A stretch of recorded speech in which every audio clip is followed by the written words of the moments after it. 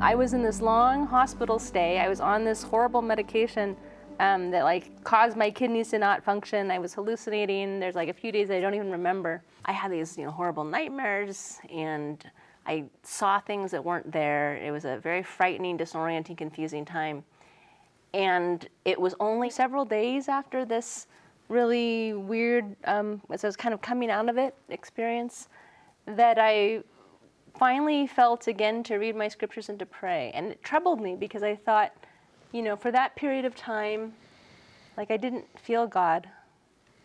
I didn't feel the Spirit. I just felt alone. And the hospital chaplain said, I was talking to her about this, I was really troubled, and she told me this story about the sheep that she'd heard about who'd gone missing. And years later, the shepherds found him. He'd been hiding in caves. He was, had really long fleece, could barely see, but he'd been hiding out in caves.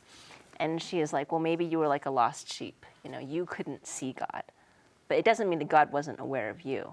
There's so many things that we can do to better hear God or to better feel God.